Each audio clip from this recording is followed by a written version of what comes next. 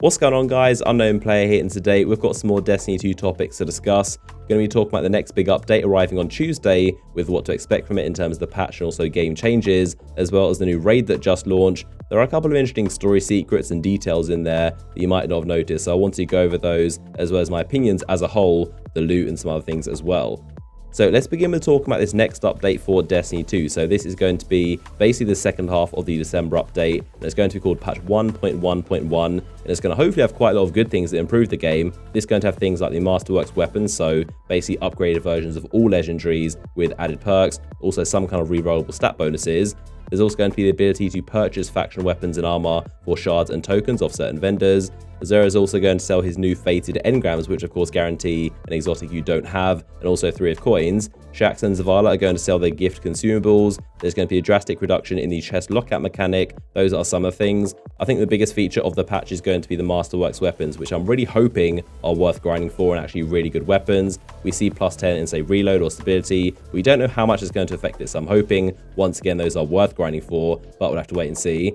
Now, there are, of course, going to be some other things inside the patch as well, so some minor tweaks, sandbox updates, and also balance issues. One of the main and more recent things is, of course, going to be the Prometheus lens. So if you don't know, if you've been living under a rock or just not playing Crucible at all, this is pretty much the most broken weapon in Destiny 2 history, and for some reason, some kind of bug, it causes it to do an unreal amount of damage, way more than it's supposed to, and it melts people in such a quick amount of time. So this weapon is very overpowered, and what Bungie decided to do is give it to Xur to sell to everyone. No DLC required, so literally everyone can buy this weapon instead of cancelling trials altogether, which definitely would have happened, or just letting people with the RNG good enough to have this weapon just win all the time. They just gave it to everyone, which I think is a pretty good move. I mean, obviously there's no ideal situation. You can either cancel trials or have it be broken, or just let everyone have fun. So right now it's definitely not ideal, but it's kind of like mayhem. Crucible right now is just a laser fest. Everyone is using this thing, and to be honest, I think it probably was the best decision, because I don't think they want to cancel trials for the very first weekend of the DLC. So again, definitely not ideal, but I think it's probably the best option. Just let everyone have fun.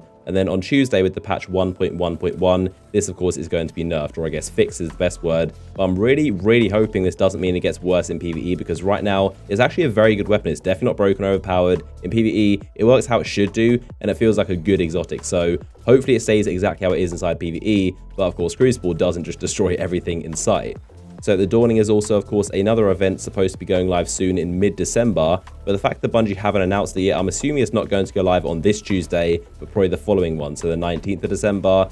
So something else that is actually going to go live on Tuesday is the Faction Rally. So this, of course, is going to begin in Season 2 for the first time with some new loot. Of course, the weapons have been added into there, so there's going to be a couple new weapons, new armor ornaments, so some new stuff to earn. I don't know if the exploit has been fixed yet for the tokens, but we'll have to see. But Faction Rally is something else going live on Tuesday with the update. So next up, let's talk about the Eater of Worlds raid layer. Of course, this just launched with the Curse of Osiris DLC, and it is the main raid content. But I wanted to talk about my thoughts on what I like and don't like, some interesting story details, the loot, and a bunch of other stuff as well.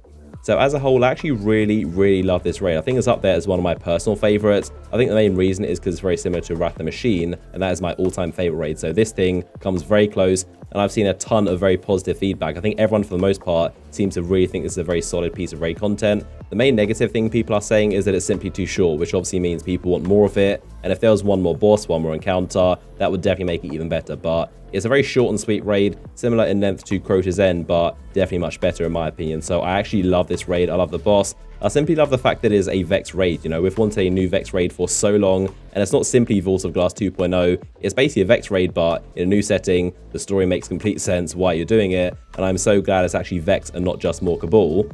Now, the boss is actually called Argos, the planetary core, and if you don't know, this is essentially the core of Nessus. So when Vex convert planets, they basically turn them into kind of machine worlds, and they put in the middle of them these giant Vex mines, which you can see here. This is the kind of thing you would see at the core of a planet. We, of course, fought Panoptes, who is the core of Mercury, whereas this guy is the core of Nessus. So the Leviathan is eating Nessus. That is why this thing is inside the Leviathan. I also really like how it's not just simply a Hydra just enlarged for scale. It looks completely new. Obviously, it's based off a Hydra, but it's actually a different looking boss. He's humongous, which I love as well. But I think boss design is very important. So this guy definitely is very well designed, in my opinion. Now, a pretty interesting detail about him that you may have noticed already is that his face is very familiar. It's actually the same as the ATS-8 Arachnid exotic hunter helmet from Destiny 1.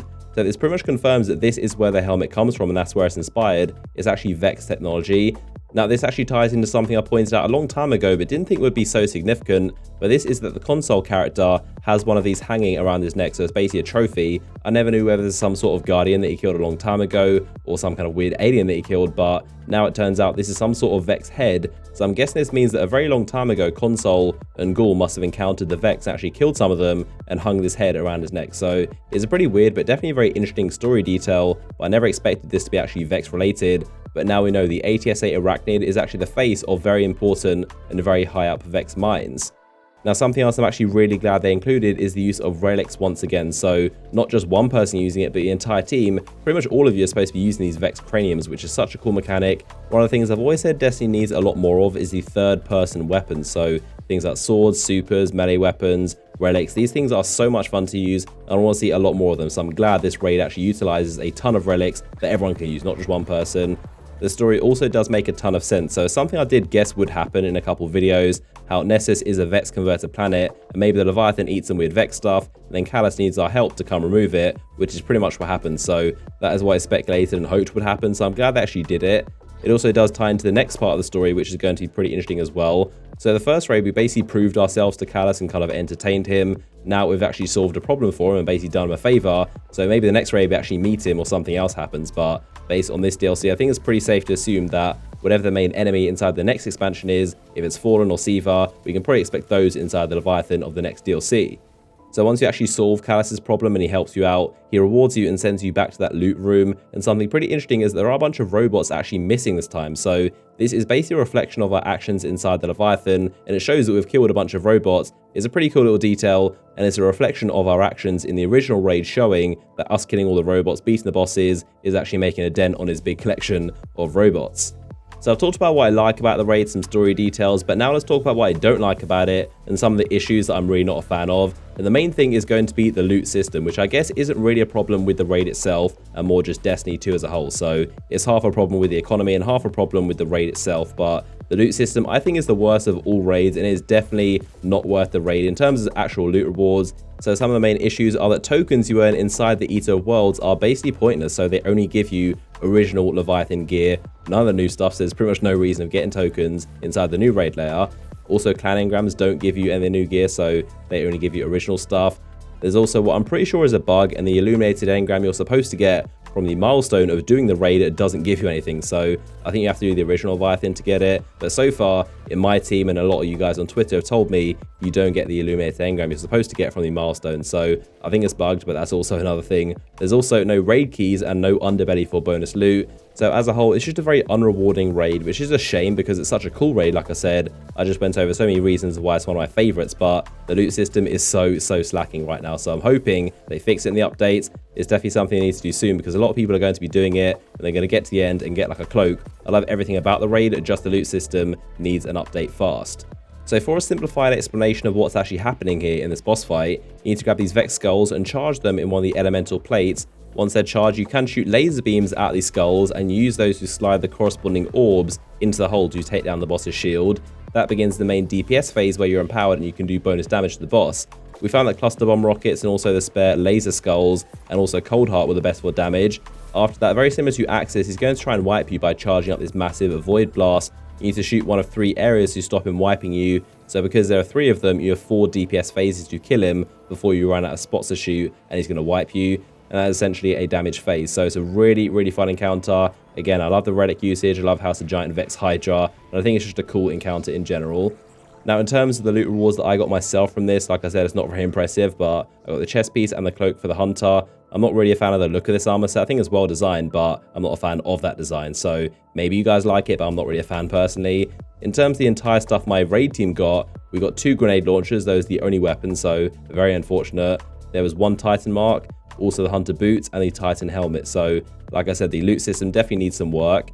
Now, the armor itself you get from the raid layer is the same as you can see in Benedict's inventory. So if you inspect it, that is the same gear, but this stuff is ornamented, so that's why it's glowing and cool looking. So you can see my chest piece to compare is the kind of normal standard version, just a basic chest piece, whereas the one Benedict has the ornament that makes it glow and look a bit better.